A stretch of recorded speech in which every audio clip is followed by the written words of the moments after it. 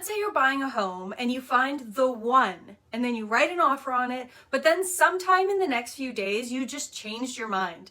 At that point, you can actually walk away from the contract. This is called the cooling off period, or formally the home buyer rescission period.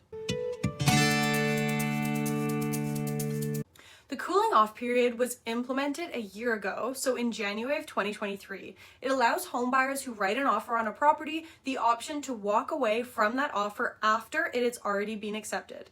Of course, with any new rule that's implemented, there are always stipulations and limitations around it, so keep watching for all of the details. If you haven't done so already, please give this video a thumbs up and subscribe so you can stay up to date with all my videos about buying a home in Vancouver, because I love making these short, sweet, digestible videos about home ownership and helping renters become homeowners.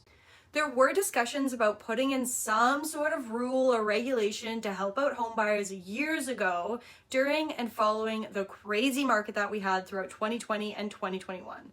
Basically, during this time, if you weren't in the market, almost every home that hit the market was selling with multiple unconditional offers right after going live, usually within just a few days, but sometimes hours if offers were taken anytime.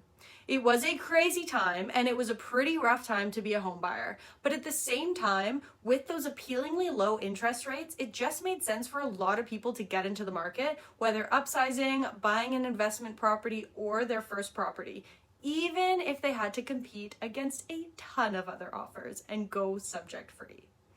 Fast forward to today, we've had a year now with this cooling off period, and personally, I have not needed to rescind an offer, and I don't know any of my colleagues who have either. The reality is, the market is just not what it was years ago, and this cooling off period came a little bit too late to the game.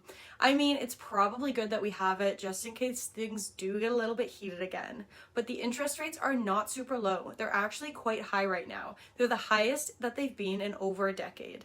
But I really do think the biggest difference, which really makes this cooling off period a little bit redundant, is that most, if not all, offers right now have a subject period in them because of the slower market.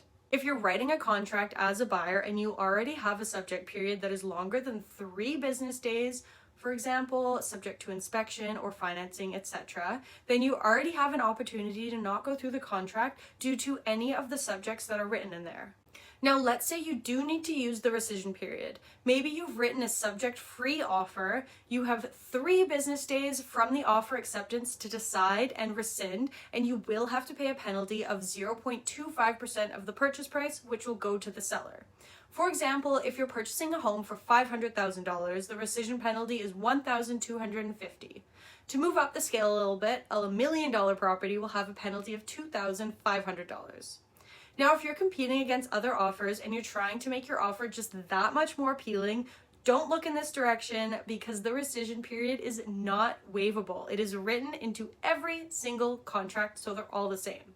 It applies to most property types that you will come across in Vancouver, but there are just a few exceptions that you might see, including residential property that is located on leased land, a leasehold interest in residential property that is sold at auction, and residential property that is sold under a court order or the supervision of a court. If you're buying a pre-sale or any property under Section 21 of the Real Estate Development Marketing Act, or REDMA, there is already a standard 7-day rescission period in play. I appreciate you watching until the end, and if you're thinking about buying your first home in Vancouver, check out my video about how to buy a home for a rundown of what the process is. Alright guys, I'll see you in the next video.